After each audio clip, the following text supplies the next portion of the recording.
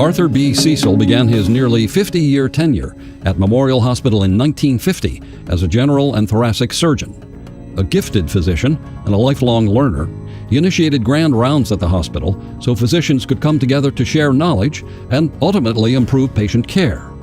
Dr. Cecil's contributions to clinical advancement and medical staff development were honored in 1983 when the Arthur B. Cecil MD Award was established. Today, the Arthur B. Cecil Award for Excellence in Healthcare Improvement recognizes physicians, advanced practice practitioners, and doctors of pharmacy who contribute energy, creativity, and effort to improve the quality of care offered at University of Maryland Shore Regional Health. The Cecil Award represents the acknowledgement that we have a core group of people who continue to drive forward high-quality healthcare in our community. Really, anyone nominated represents the kind of forward-thinking, motivated, and I think high-quality healthcare provider that we would want to hold up as an example of the type of care we're providing at Shore Regional Health. You've done something different, something better, and I think that's what the Cecil Award does. It gives that individual recognition for what they've done. All three nominees exude quality, and they're very actively engaged in our quality improvement process. They focus on leadership qualities, as well as taking care of our patients and ensuring that we produce high quality outcomes for them. Every patient, every encounter, every day. Dr. Duane Cespedes is a urologist for Shore Regional Health, and his main focus is urine incontinence and women's health. Incontinence is a embarrassing, in many cases, condition for women and for men, of course. It affects your quality of life, and in fact, it's one of the things that got me into this area of urology, is that I found that when I was training, it was a very misunderstood and neglected almost part of urology, because even though it wasn't life-threatening, it wasn't a cancer, many of these patients had severe quality of life issues. And I found that the patients that were treated, especially effectively, were ecstatic. Their quality of life had changed so much. Dr. Cespedes has a specific specialty in urology that was not available to our patients here on the Shore until he came here. You think you have to go to the big city to be treated for incontinence or vaginal prolapse. You don't. You can actually get treated at the Continence Center in our collaborative center, and we can pretty much take care of any condition with state-of-the-art diagnostics and surgery. Urodynamics is a sophisticated study that allows you to look at sensation, capacities, overactivity, spasticity. It gives you a definitive diagnosis as to what's going on with the bladder and the outlet. You can go down a medical pathway if it's overactivity, and occasionally you can use more advanced treatments such as Botox bladder injections. That center allows all of that to come together and improves patient outcomes and satisfaction by far. It has become a great area of collaboration and teamwork and planning, and I think it has really improved the quality of life for so many people, and for that to be recognized is I'm very proud of that. Being nominated for the Cecil Award has been a fantastic validation of the concept that the Continence Center could improve the quality of life for patients on a daily basis. I have patients who tell me that we've been able to change their life, improve their quality of life, and I'm very proud of the Continence Center that has been very instrumental in helping those patients. Dr. Donald D'Aquila is a pain specialist who works for our palliative care program at Shore Regional Health. Being nominated for this award means a lot to me. Typically this award is, offered to physicians, and it just makes me want to work harder to provide even a better experience and a better service. Where was your pain score at when we first met you? Not many pain centers are willing to provide medical management. Most pain centers these days are providing interventional pain management. So what we offer here is special. Many of our patients have had great outcomes. Most of the patients that we see in complicated pain are patients with neuropathic pain components, very hard to treat. Opioids typically don't work very well unless you're using the right type of opioid, and they require multiple adjuvant therapies. So these are patients that have failed conventional pharmacotherapy strategies, have failed interventional therapies such as injections, and have failed surgery. and they've really tried everything else that they could try without success. So we look at alternate therapies, and we look at methadone strategies. So methadone is a very complicated medication, and we've really had great success doing that. Do you feel like we've seen improvement in your pain control? Phenomenal. I would say at this point, I'm getting 90% relief. I have not been using the oxycodone at all now. So we talk to our patients in the pain center, and it's always about a process. You know, it's not a quick fix. We have to work through, the process to get to where we want to go, and that takes time. So in the pain center, it's continuous reevaluation and, looking at strategies. If something's not working, let's not keep it, let's get rid of it and try something new. So my roles here at the hospital include being part of the palliative care team. So every patient gets a medicine review. And we look at, are they on the appropriate regimens based on what the goals are? If they're trending towards end of life, maybe we can get rid of some of those medications. The final piece that we provide here at the hospital is the inpatient pain service. So what we look at is complicated pain cases. So these are cases where our providers have trouble managing pain symptoms with traditional therapies. So that's when the consult is generated.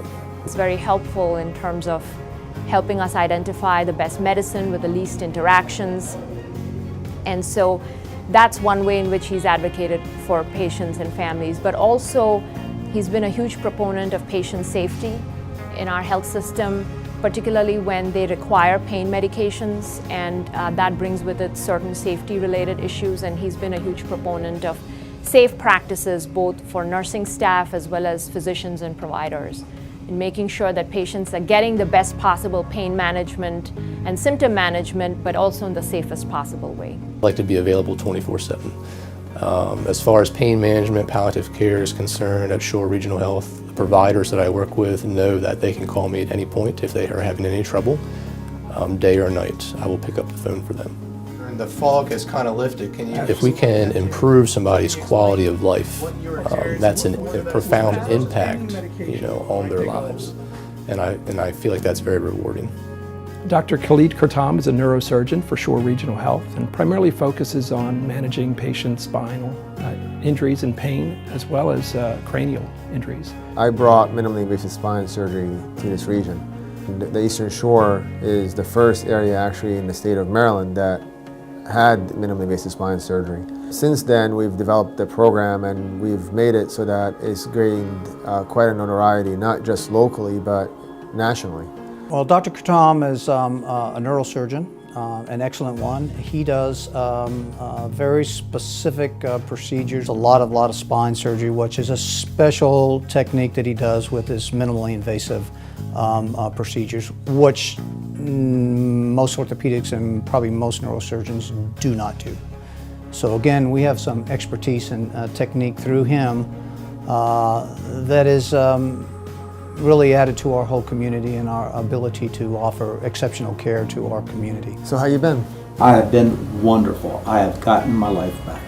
I cannot express how great it feels to have no pain. We have led the way in the way spine surgery is being looked at, at least in the Maryland system. We look at what drives the length of stay, the readmission rates, the infection rates, and we have real discussions on how we as spine surgeons can improve those outcomes. And I think that's where we have led the way because our numbers are at the top of those charts.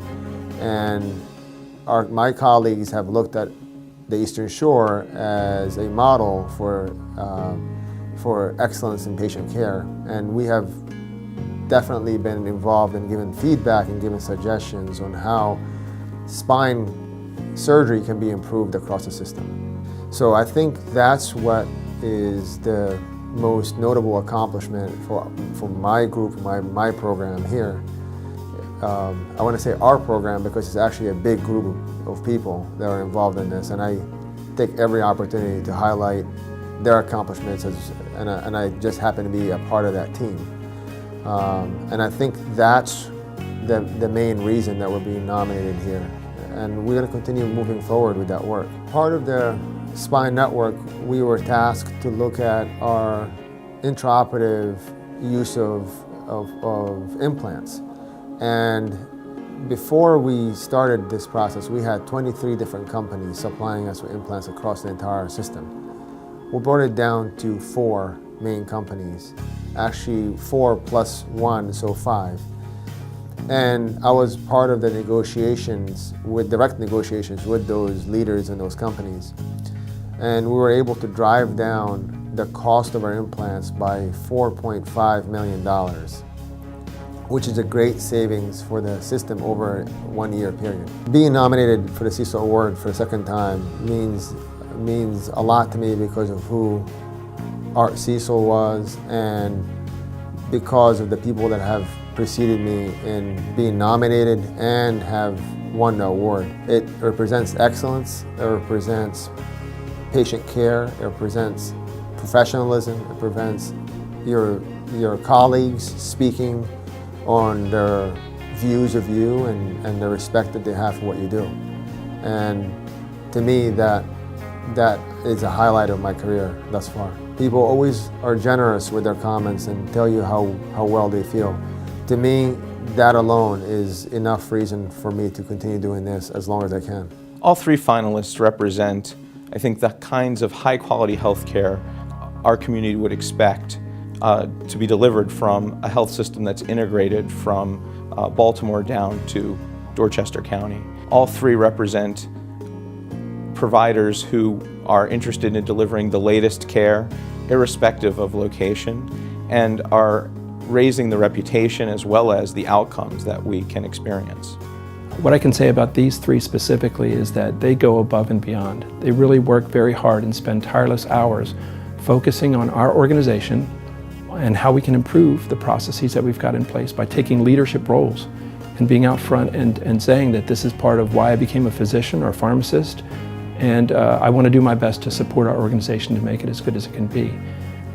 Time is precious for all of us, and when physicians can give more of their personal time and free time to what we're trying to accomplish here, that speaks volumes for their contributions and their commitment to what we're trying to do here. So each of the 3 nominees have done that and have really worked very hard to make us a better organization and continually raise the bar for us so that we can get better every single day.